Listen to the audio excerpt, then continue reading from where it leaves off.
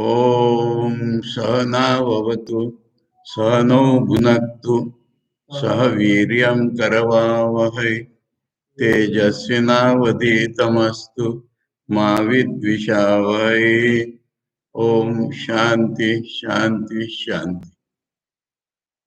कल हम लोगों ने कृष्ण यजुर्वेदीय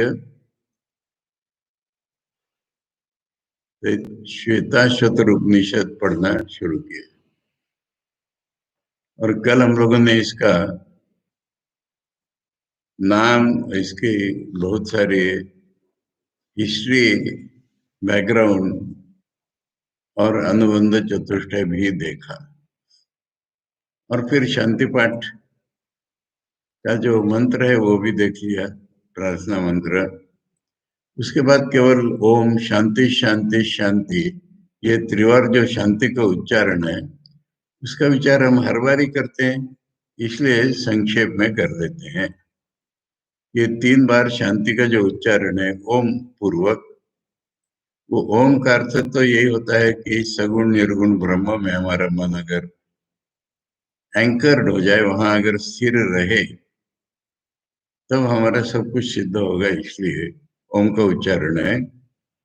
और शांति 3 प्रकार की नहीं होती, अशांति के कारण 3 प्रकार के होते हैं।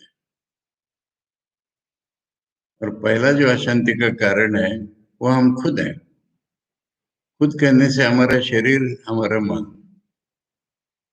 और जो भी हमारे शरीर की सिस्टम, हम सब शरीर में इंक्लूड कर रहे हैं उसको। तो हमारा शरीर और हमारा मन, ये हमारे अशांति के प्रथम कारण है। इसको भाषा में आध्यात्मिक ऐसा कहते हैं। आध्यात्मिक माने अपने खुद से कनेक्टेड। अब शरीर की बीमारियां, छोटे मोटे,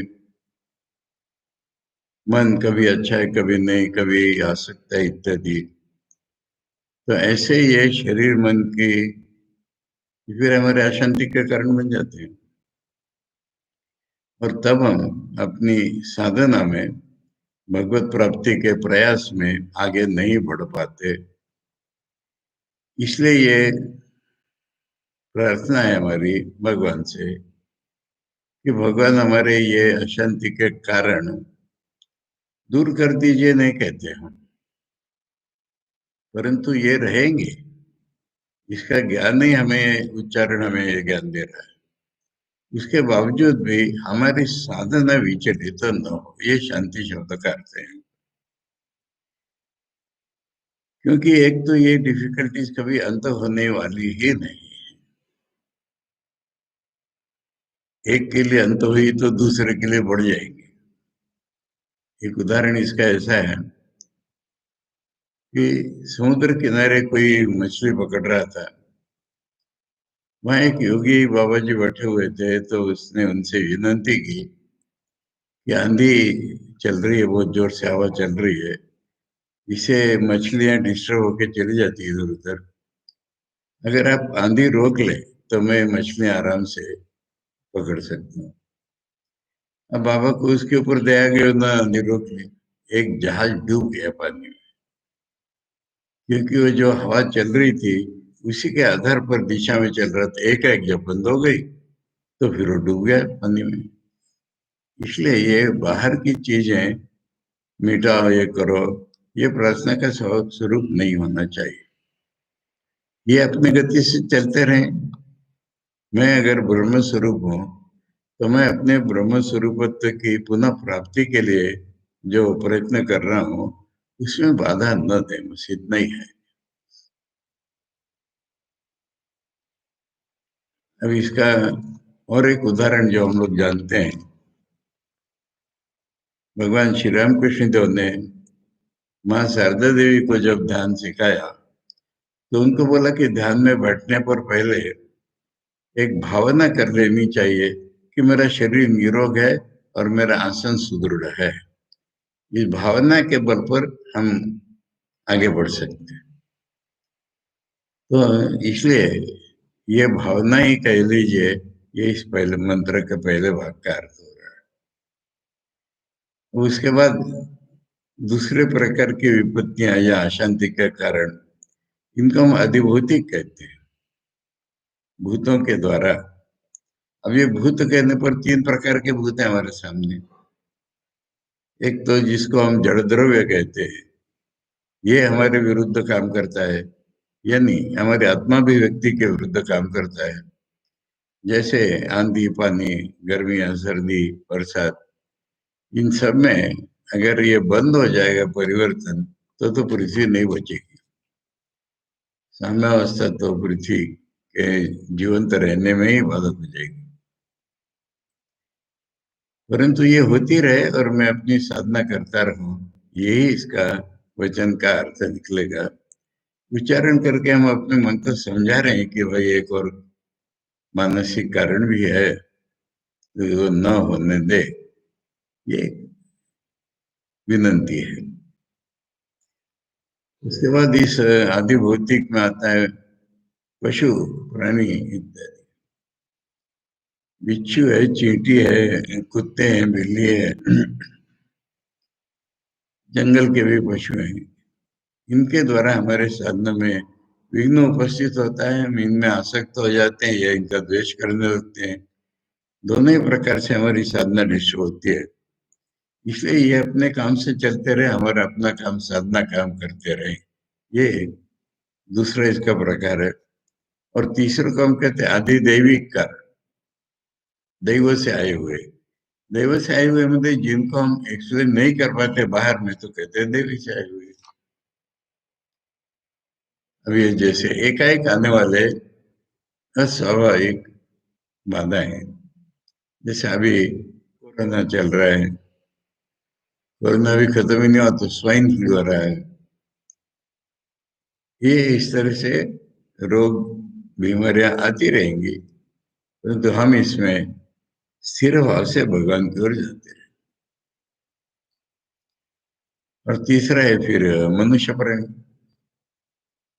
ये हमारी एक गलत सी सोच बनती है कभी कभी कि सारे लोग मेरे पीछे पड़े हुए हैं। मुझे याद है एक घटना में गोवा में गया था, तो वहां पर किसी गोवा में घूम के इस तरह से आना बहुत है। तो वहां जो है एक अब हमारी सुनामी आ गई, लैंडस्लाइड्स हो गए, अतिवृष्टि हो गई। इसका तो हम हिसाब नहीं लगा सकते पहले से।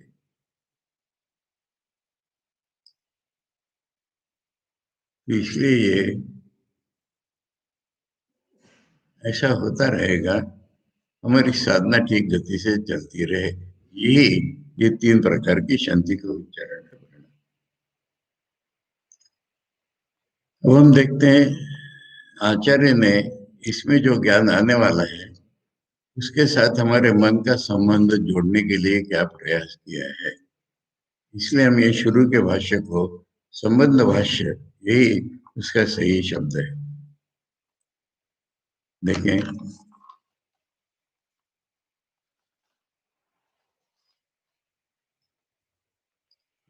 तुम्हारी गीता प्रेस की पुस्तक है ना? देखो एक बार, उनकी पुस्तक में मेरे पुस्तक जैसा ही, पर मुझे वो गलती लग रहा है। एक शब्द, एक अक्षर।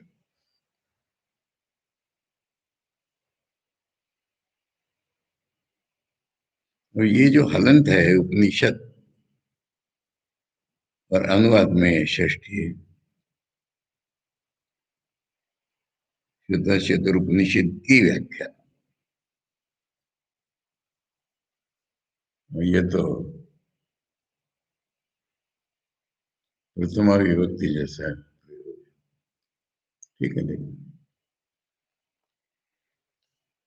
श्वेता शतरूपनिषद होना चाहिए पूरा, ये मेरा कहना है।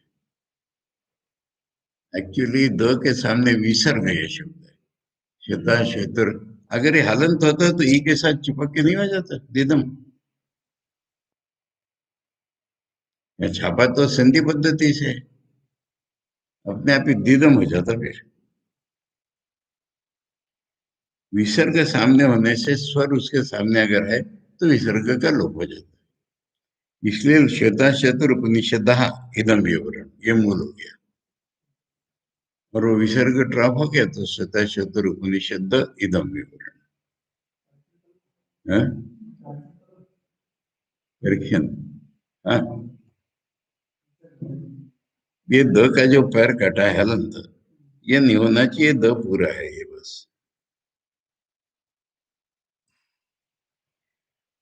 श्वेताश्वतर उपनिषद का इदम विवरणम अल्प ग्रंथम ब्रह्म ब्रह्म ब्रह्म जिज्ञासूनां सुखावबोधाय आरभ्यते, ये पहला वाक्य। ब्रह्म श्वेताश्वतर उपनिषद का है? का तो है इधर, अनुवाद में तो है उपनिषद की व्याख्या, ठीक है ना। व्याख्या होने से की है, विवरण कहने से कहाँ हो जाता है। श्वेताश्वतर उपनिषद का ये विवरण, इसको आचार्य अल्प ग्रंथ कह रहे हैं, जबकि इंट्रोडक्शन में ही 70 पेज लगे दिए। इसलिए अल्प का अर्थ ये होता है कि फिजूल की बातें नहीं है, बीटिंग बोर्ड की कुछ नहीं है, सीधे जो आवश्यक बातें उतनी दी हुई। अल्प ग्रंथन इसके लिए है, अधिकारी संबंध का यही उल्लेख कर देते हैं, ब्रह्म जिज्ञासु नाम। इसमें शब्दों का अर्थ देखना आवश्यक होता है। ब्रह्म शब्द का क्या अर्थ हो रहा है? सर्वव्यापी सत्ता। अगर ठीक ठीक सर्वव्यापी तो हम समझ पाते हैं, तो फिर सर्वातीत तो अपने आप बनता है। समझ में आ रही बात? ये दुनिया हम देख रहे हैं, इसके भीतर बाहर सब कुछ अगर ब्रह्म ही है, तो ब्रह्म निर्गुण हो गया। ये दुनिया रही नहीं, फिर तो ब्रह्म ही हो गया सारा। ये तो निर्गुण ब्रह्म है। इसलिए ब्रह्म शब्द का अर्थ सर्वातीत सर्वगत सत्ता, जो सबसे परे है और जो सर्वत्र व्याप्त है, वो सत्ता।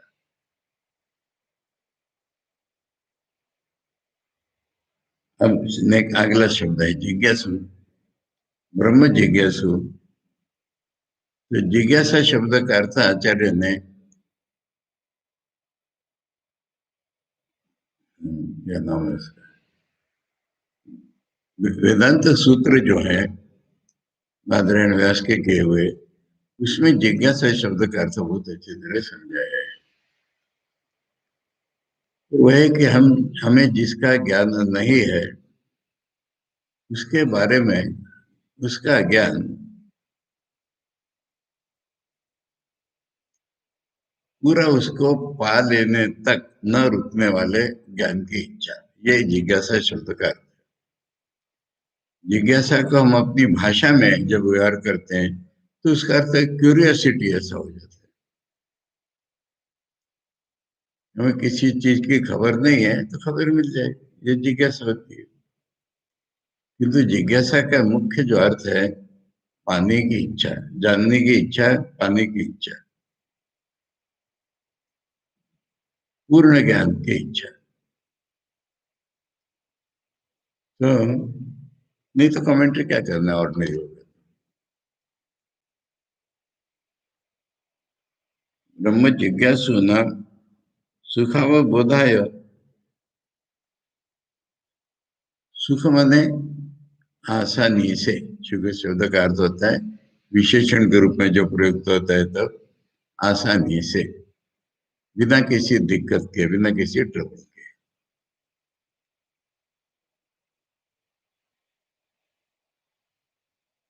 सुख बोधाय आरभ्य थे, किम आरभ्य थे? शतशतुर उपनिषद इदम विवरणम स्वल्पो भी, ये आरभ्य ने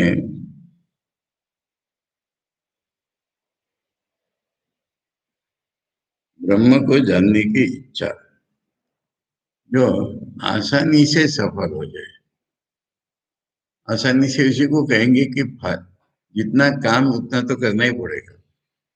और आसानी से कहने का एक ही अर्थ हो सकता है कि फिजूल में खर्च न हो जाए। अगर हमारी डायरेक्शन ठीक रहे तो आसानी से हो गया। इसकी वृत्ति एक्सप्लेनेशन ब्रह्म जिज्ञासुओं के लिए शतशत्र का अनुशीलन आसानी से हो जाए, इसके लिए ये वृत्ति बनाई है। अब यहां से जो है कागज जिनके पास है, पहला मुद्दा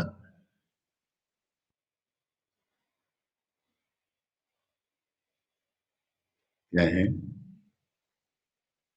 वाक्य बहुत लंबा है पर एक बार पढ़ ले। हाँ, चित सदानंद अद्वितीय ब्रह्म स्वरूप अपि आत्मा साश्रय स्विषय अविद्या स्वानुभव गम्यया आभासाया प्रतिबद्ध स्वाभाविक अशेष पुरुषार्थ प्राप्त अशेष अनर्थ अविद्या परिकल्पित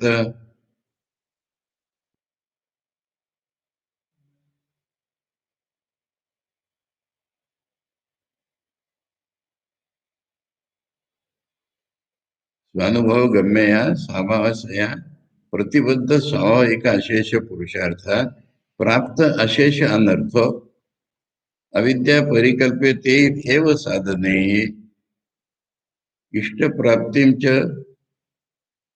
अपुरुषार्थम पुरुषार्थम मन्यमानो मोक्षार्थम। बापरे, मोक्ष नहीं, अर्थ करते करते जाएंगे, बाकी भूल जाएंगे फिर। इसको बीच में पकड़ो।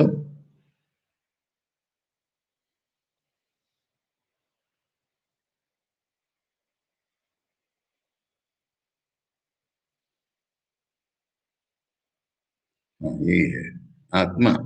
इसका पहले सेंटेंस का सब्जेक्ट है आत्मा, और आत्मा के बारे में क्या बता रहे हैं? चित सदानंद अद्वितीय ब्रह्म स्वरूप, ये आत्मा है हमारा। आत्मा माने हमारी असलियत, हम खुद, रियली।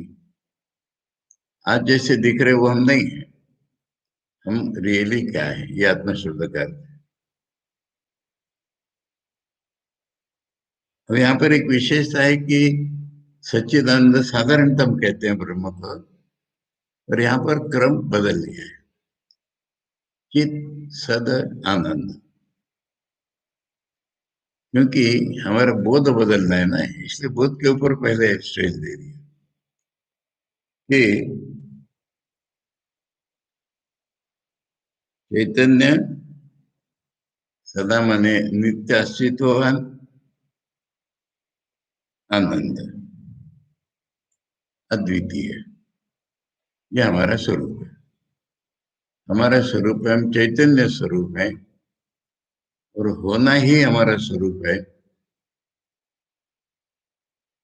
आनंद है हमारा स्वरूप है, और अद्वैत जिसमें दो नहीं है, विषय विषय विभाग नहीं है, ऐसा हमारा स्वरूप है। ऐसा हमारा स्वरूप होते हुए भी, ये पहली क्लॉज है, हम अपने को पा रहे हैं खंड, टुकड़े, छोटा बड़ा हजार प्रकार के, तो ये हमारा स्वरूप नहीं है। हमारा स्वरूप तो यही है कि जो स्थिर है इसके बारे में हमको जानना है।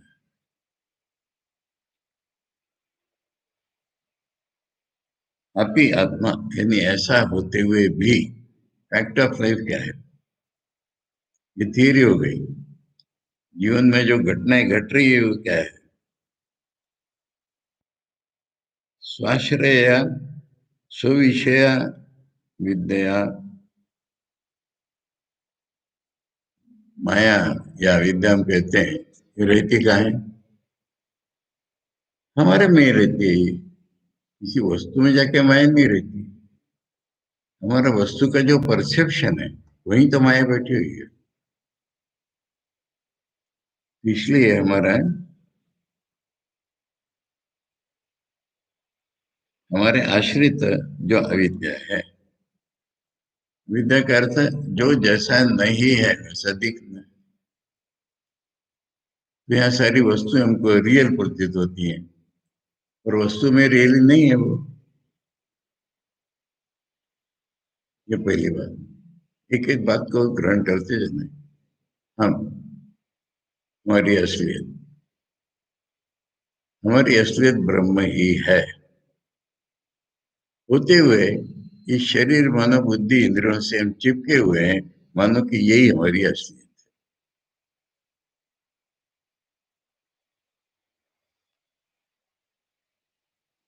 ये स्वाश्रय अविद्या। स्व स्विषय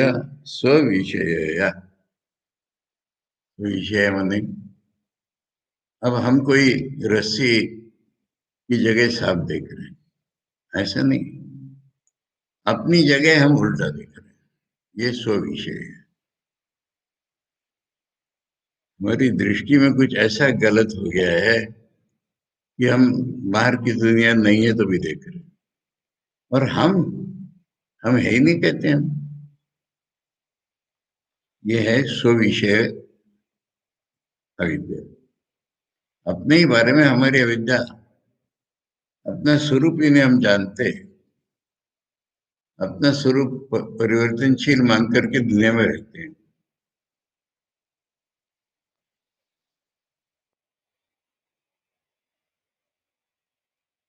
स्वानुभव गम्य, कैसे पता ऐसे हो रहा है? पता है तुमको, तुम्हारे अपने अनुभव में ही पता है तुमको। यहाँ पर कोई अलग अलग चीजें ही नहीं है, एक ही रियलिटी दो भागों में विभक्त दिख रही है। और तुम जो दो भागों में विभक्त ज्ञान उठता है तुम्हारे में, उसी को रियल समझ लो। एक एक शब्द का ही अर्थ है।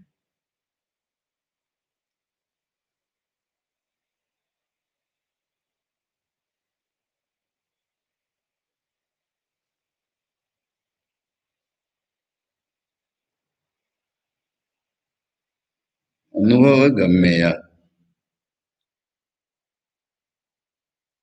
सा भाष्य, यानी हमारे अनुभव में ऐसा फैक्ट है जो नहीं है, ऐसी चीज दिख रही है, एक आभास उत्पन्न कर रही है। जो नहीं है वहां पर एक आभास उत्पन्न कर रही है। इससे क्या हुआ है कि स्वाभाविक अशेष पुरुषार्थ, ये जो हमारा है पुरुषार्थ माने पुरुष ने, मनुष्य ने, ह्यूमन बीइंग ने अचीव करने लायक चीज, ये नाम है पुरुषार्थ।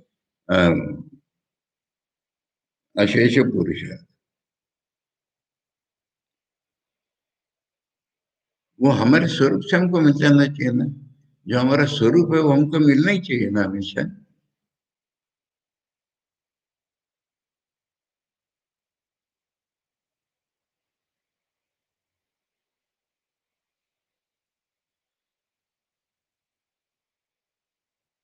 अनुभव गम्य सावासया प्रतिबद्ध स्वाभाविक अशेष पुरुषार्थ, यानी हमारे पुरुषार्थ अशेष। अशेष माने कहने को धर्म अर्थ काम और मोक्ष, ये हमें क्यों नहीं मिल रहे? क्योंकि जो हमें स्वाभाविक होना चाहिए वो कहीं बांध दिया गया है, उसमें हम फंस गए हैं।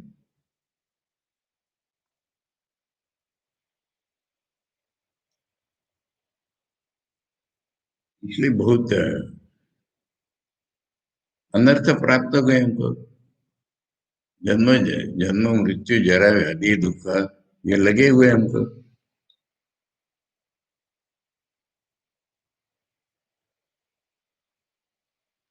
और समझते ये हैं कि अविद्या से परिकल्पित जो हमारे साधन है, हमारे साधन क्या है? आंतरिक मन, फिर बाहर के इंस्ट्रूमेंट जो इनको हेल्प करते हो, ये सारे तो अविद्या कल्पित है। ये हमें रियलिटी का ज्ञान कहाँ से देंगे?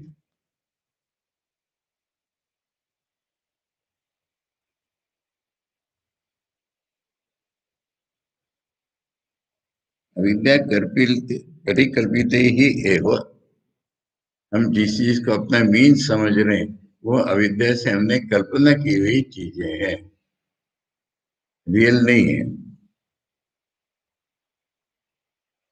फिर अपुरुषार्थ का पुरुषार्थ कितना हो जाता है?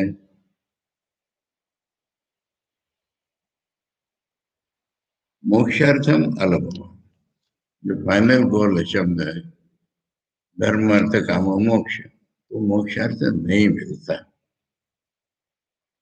हमारे जीवन का वर्णन चल रहा है। अच्छा, मोक्ष नहीं मिला, इतना क्या हो गया? मकरादिभिरिव रागादिभिः इतस्ततः समाकृष्यमाणाः।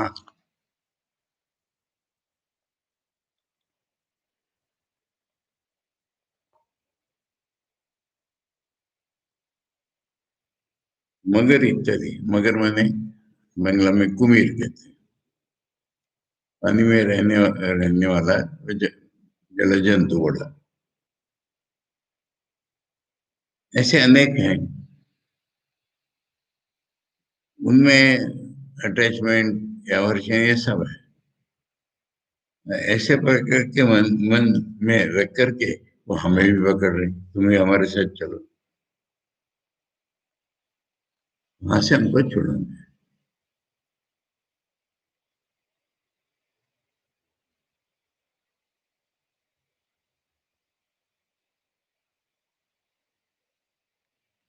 अब हम कहाँ कहाँ घूमते हैं,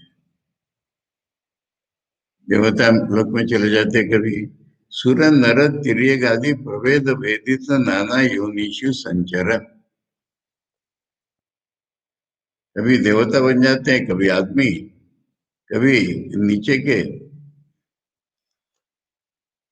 तिर्यक आदि, कितने प्रकार के भेदों में भेदित ये दुनिया हमको दिखती है, और इसमें किसी न किसी योनि में हम घुस जाते हैं।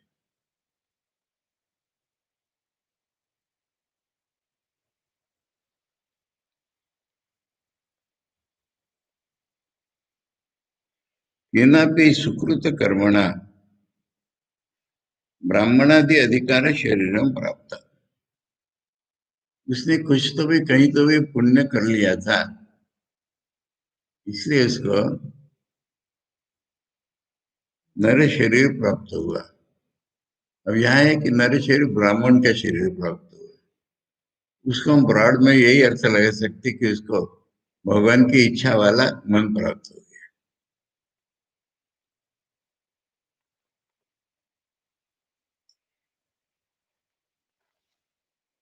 ब्राह्मण ईश्वरार्थ कर्मानुष्ठान है न। अब हमको किसी ने सिखा दिया ईश्वर अर्पण करके कर्म करो, वैसा हम करने लगे। एक तरह से हमको ब्रह्म प्राप्त हो गया, विश्वास हो गया।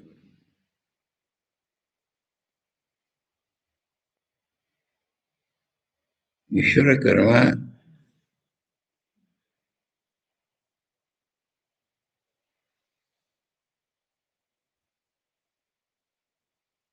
हमने ईश्वर की प्रीति के लिए काम करना शुरू किया। ईश्वर पूरे जीवन की हिस्ट्री हमारे बताइए, ये ब्रह्म स्वरूप हम होते हुए भी अपने को ऐसा पा रहे हैं कि हमारे किसी लक से, चांस से अच्छा कर्म कभी किया होगा तो उसके फल स्वरूप में हमें नर शरीर दोबारा मिल गया। अब ये नर शरीर में कैपेसिटी है। ईश्वरार्थ कर्म अनुष्ठान है ना, अपगत रागादि मलाह, आसक्ति द्वेष ये हमारे दोष है।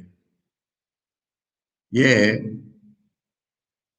कुछ भी मिशन के साधु बन जाओ, कुछ बन जाओ, ये छूटे नहीं हमारे।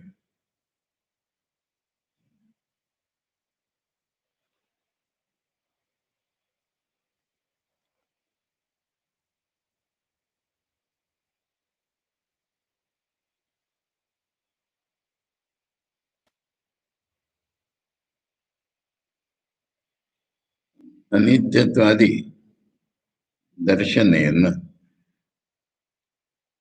में हम देख रहे हैं जीवन में कि इतने प्रकार के अनर्थ हमारे जीवन में, इसलिए हमें इस जीवन से हमको मुख मोड़ लेना है, हमको नहीं चाहिए ये जीवन। ऐसा भाव जो हमारे मन में आता है, आएगा एक दिन।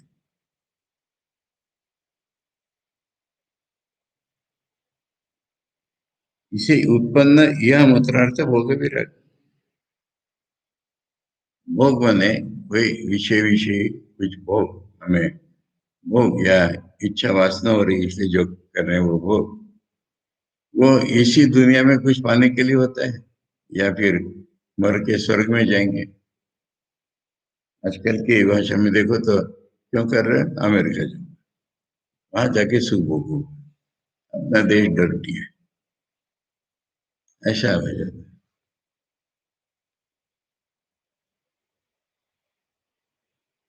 उपेत्य आचार्य, ऐसा आदमी किसी समर्थ गुरु के पास आ गया।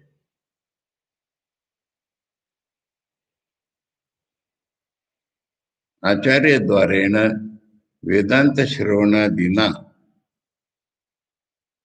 आचार्य के मुख से वेदांत सुनने लगे।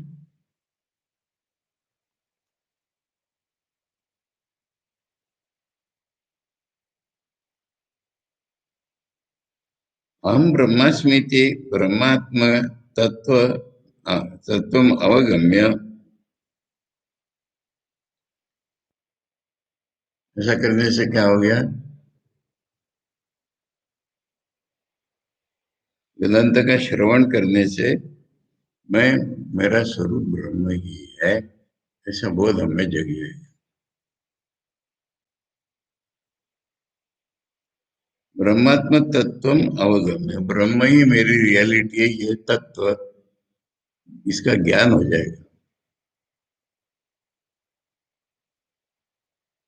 फिर हमारा अज्ञान निवृत्त हो जाएगा, अज्ञान निकल जाएगा, और उसका जो कार्य है, दुनिया संसार हमारा आज का अनुभव, ये सभी खत्म हो जाएगा। वीत शोको भवति, हम शोक से छुटकारा पा लेंगे, ये एक वाक्य है।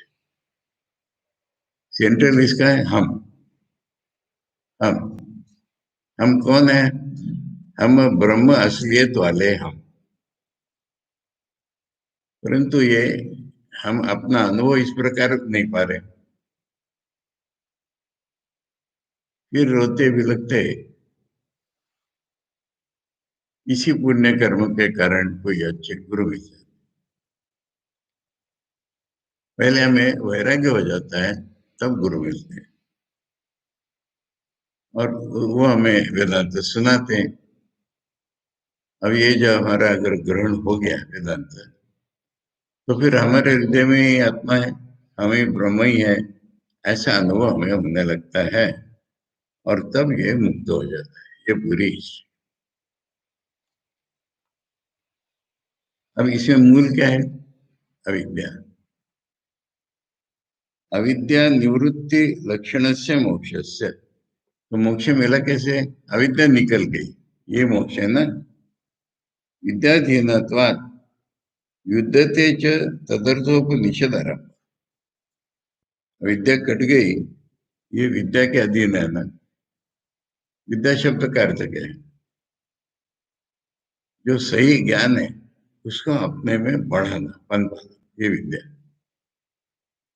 अंग्रेजी में कहते हैं कल्चर करना।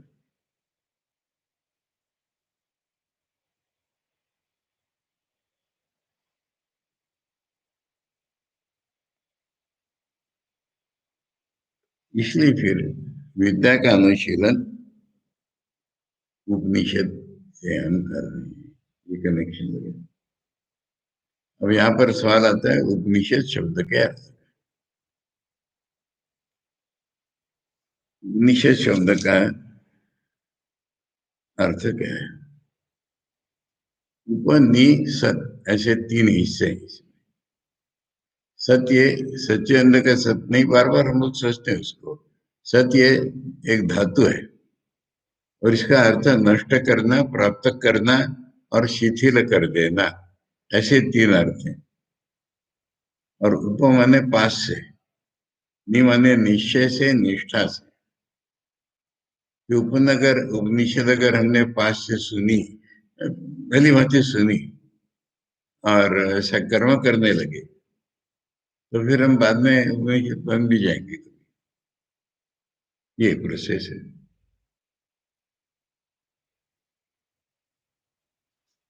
इसलिए विद्या अविद्या के कारण हमारा सब अनर्थ प्राप्त है। विद्या से ही वो निकल जाएगी। इसलिए इस विद्या को पाने के लिए हम उपनिषद के पास हैं।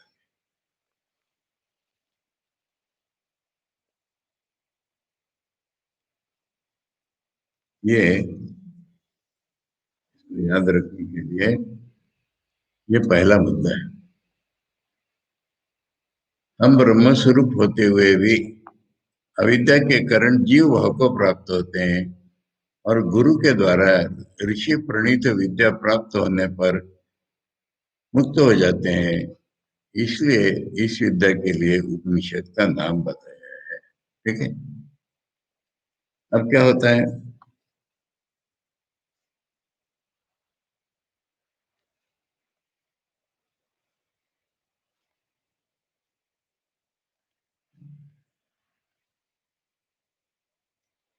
अब ये तो आचार्य ने अपने अनुभव से, हमारे अनुभव से टैली होने वाला एक स्टेटमेंट कर डाला। Straight universal statement. परंतु ये ऐसा ही है। इसको बताने का उपाय है कि श्रुति स्मृति और पुराने लोगों का अनुभव ये हमारे प्रमाण है। तो जितनी श्रुति बोलो और स्मृति और प्रमाण है, इसको टेस्ट कर लो एक बार। ये नेक्स्ट परीक्षित हो जाते हैं। तथा तथा माने ऐसा ही ये बोला हुआ है। यानी कच्चे हमारी तर्क परंपरा से जो जाना, उसी को अच्छी तरह से उसी प्रकार से समझाया गया है। ये तथा का अर्थ होता है। तथा तद विज्ञान तद विज्ञान अमृतत्व।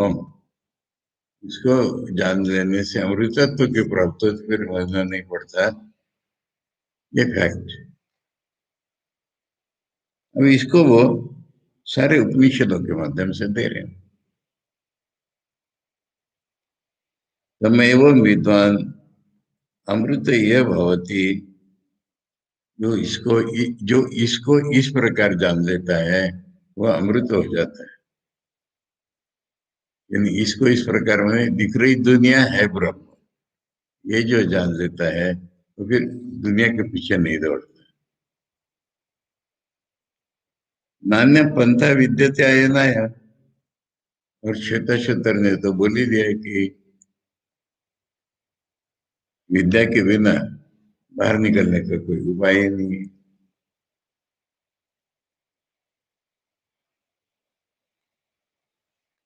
नचेत यह वेदी महती विनष्टि।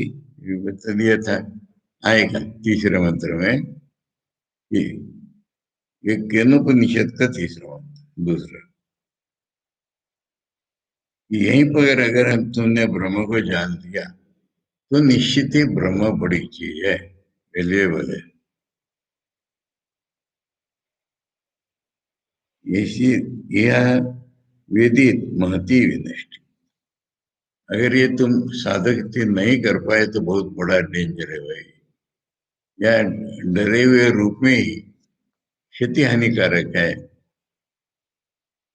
अगर पाए, अगर ब्रह्मचारी सन्यासी बन गए हो फिर भी गवर्नमेंट पास में नहीं आ रही है,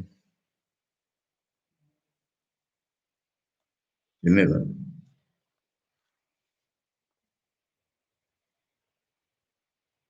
अगर यहाँ नहीं जाना तो भयानक नाश है हमारा। ये एतद विदु अमृतास्ते भवन्ति। अगर जिन्होंने भी इसको जाना वो अमर हो गए। क्यों इच्छन कस्य कामाय शरीर मनु संजोरे। हम किसकी इच्छा पूरी करने के लिए इस शरीर के पीछे दौड़े? यानी शरीर में इच्छाएं व्यक्त होती रहती है। क्या इच्छा है हमारी, जो हमारा स्वरूप ही अलग है। तम विदित्वा न लिप्यते कर्मणा पापकेन। अगर उसको जान लिया तो पाप कर्मों से लिप्त नहीं होना पड़ेगा। करति शोकम आत्मविद। आत्मा को जानने वाला शोक को तर जाता है, उन्हें शोक का स्थान नहीं रहता। निचयतन मृत्यु मुखात प्रमुच्यते। निचय उन्हें जान करके, हम मैंने उसको कॉन्टेक्स्ट में चल रहा था, तो ईश्वर को जान करके आदमी मृत्यु मुख से बाहर आ जाता है, फिर नहीं बोलना पड़ता उसको। एतयो वेद निहितम गुहायाम स्विद्या ग्रंथि विकरेति ये सौम्य। जो जान लेते हैं कि हाँ यहीं पर हमको ये तत्व मिल जाएगा।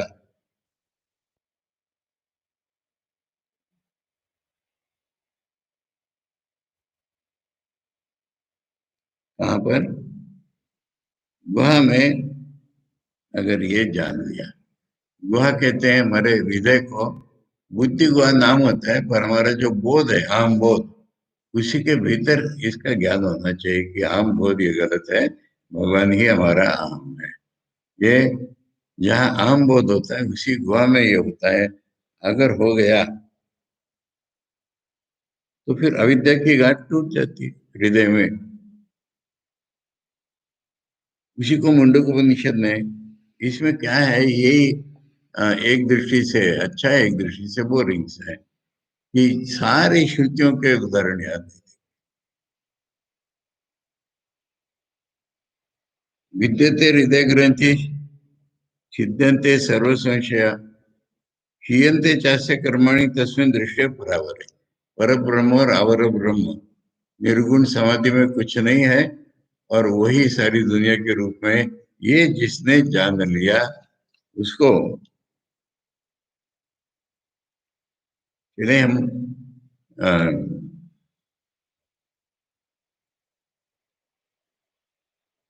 ऐसा करने जिससे हमारी हृदय ग्रंथि टूट जाए और संशय सारे निकल जाए, कर्म निकल जाए पर ब्रह्म देखने से। ये सारे शास्त्र बता रहे हैं। यथा नद्या संध्यमाने संध्यमाना समुद्रे, मैंने हमारे जो ध्येय है ना उसकी आइडिया क्लियर कर रहे हैं। यथा नद्या संध्यमाना समुद्रे अस्तम गच्छन्ति नाम रूपे विहाय तथा विद्वान नाम रूपाद विमुक्ता परात परम पुरुषम अपैति दिव्य। जैसे नदियां बहते बहते समुद्र में ही जाती हैं, उनका नाम और रूप छूट जाता है, पानी तो रहता ही है। इसी प्रकार जो विराट हैं खुद ही खुद का अन्न बना लेते हैं, जो समर्थ हैं।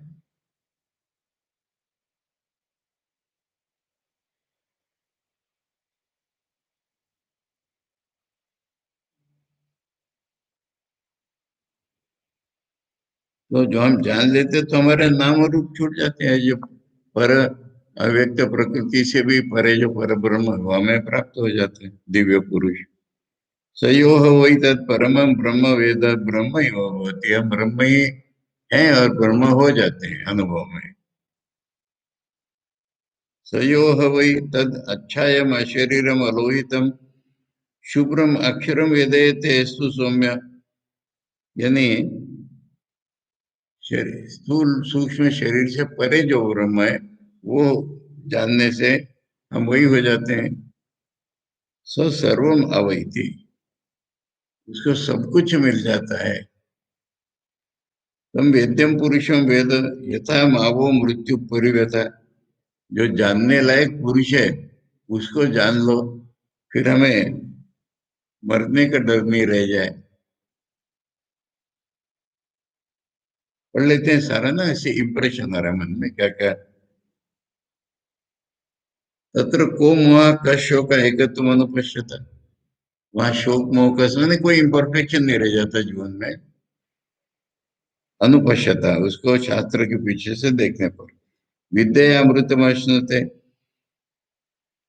विद्या के द्वारा ही अमृत प्राप्त होता है। भूतेषु भूतेषु विचित्य धीरा, एंडलेस है, चलते रहो। विचित्र धीरा, पॉइंट एक ही चल रहा है अभी, कि जो बता दिया ऐसा ऐसा हम है, ये उपनिषदों के आधार, श्रुति स्मृति पुराणों के आधार पर बताना। तो चल, अभी श्रुति चल रही है। सभी भूतों में उसी ब्रह्म स्वरूप को पहचान करके जो जाते हैं यहाँ से, वो ज्ञान के साथ जाते हैं, इसलिए मुक्त हो जाते हैं। अपहत्य पापमानम अनंते स्वर्गीय लोके जय वृत्ति तिष्ठति, ये दूसरा वर्णन है कि पाप यही रह जाता है और उस लोक में जो दीर्घ लोक है उसमें हम अपने पाप पुण्यों के सहित चले जाते हैं। तन्मया अमृता ये वो, उसके से जो भर गए वो अमृत हो गए। तद्वात्म तत्व प्रसमीक्ष देहि एक कृतार्थो भगवते वीत शोका। मैंने भात चावल मिला के मीन करके इकट्ठा कर देते तब खाते हैं ना, तो इस तरह से तद्वत आत्म तत्व प्रसमीक्ष देहि, जो शरीर में रहने वाला है वो आत्म तत्व को चारों ओर देख लेता है और कृतार्थ हो जाता है, उसका फुलफिलमेंट हो जाती है। तो फिर ये राग देश तो निकल जाएंगे ही। यह एतद विदु अवरांतो समीर अमृतास्ते भवंती, जो जान लेता है वो अमर हो जाता है। अलग अलग उपनिषदों से एक ही अर्थ के मंत्र निकालते चले जा रहे हैं। ये सभी महावाक्य कहने कहलाने लायक है या सिद्धांत वाक्य हैं। इसमें कुछ आर्गुमेंट वगैरह नहीं दिख रहा है, स्टेटमेंट डायरेक्टली डायरेक्ट। ईशम तम ज्ञात्वा पुनः भवंती, ईश्वर को पा लेने से फिर वो अपनी अवस्था को पा लेते हैं।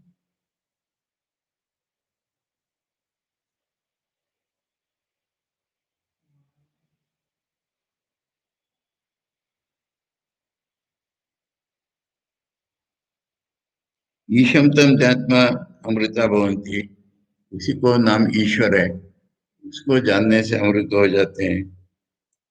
तदेव उपयंती, वहीं चले जाते हैं उसी के पास।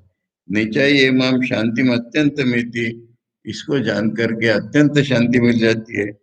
तमेव ज्ञात्वा मृत्यु पाशान चिन्हती, कितना प्रकार हो सकता है। एक चीज ये कह रहे हैं वो, पर उसके जो अलग अलग हमारे दृश्य हैं उसको कह रहे हैं कि उसको जानने से ही मृत्यु के पाशों से हम छूट जाते हैं। ये पूर्वम देवा ऋषिश्च तम विदु,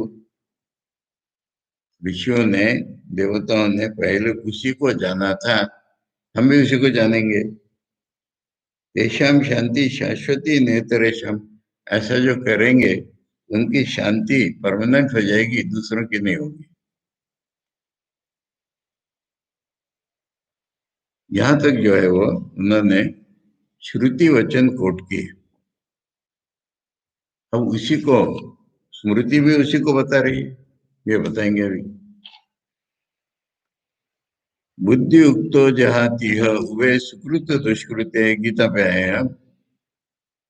बुद्धि उक्तो जहाती यह, वे सुकृत दुष्कृत, माने इस संसार में हमने पुण्य पाप कर्म किए हैं, उसके अनुसार हमारा फल मिलेगा।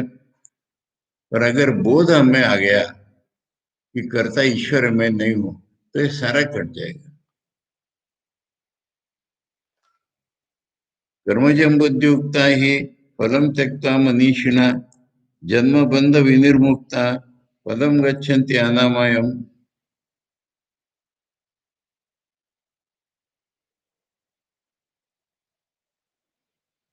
इसमें सिंटैक्स देखना है, कर्मजम बुद्धि नहीं है, कर्मजम फलम त्यक्ता बुद्धि उक्ता, जो प्रॉपर बोध जिनमें कल्टीवेट होता है, इसे सुनता रहना पड़ेगा इसको। प्रॉपर बोध जिसको कल्टीवेट होता है उसका कर्म से उत्पन्न वाला फल उसका त्याग हो जाता है, और जन्म रूप जो बंधन है हमारा उससे हम छूट जाते हैं और अनामयम मैंने निर्दोष पद पहुंच जाते हैं। सर्वं ज्ञानप्लवेनैव वृजिनं संतरिष्यसि ज्ञानाग्नि सर्वकर्माणि भस्मसात् कुरुते। तथा ज्ञान वाली अगर नौका ली तो ये पाप रूपी जो समुद्र है इसको तर जाओगे। एक बार ये उपमा दी, दूसरी बार अग्नि की। ज्ञान रूपी अग्नि से सारे कर्म शुभाशुभ भस्म हो जाएंगे। ये तो बुद्ध्वा बुद्धिमान स्यात् कृत्य कृत्यश्च भारत, इसको अगर जान लिया तब तुम बुद्धिमान हो और करना कराना तुम्हारा खत्म। जो भी करना था वो इस बोध के लिए, इसके लिए था, वो पूरा हो जाएगा। ततो माम तत्व तो ज्ञात्वा विशते तदनंतरम, फिर मुझे जब अच्छी तरह से जान लेगा तो मेरे में प्रवेश हो जाएगा उसका।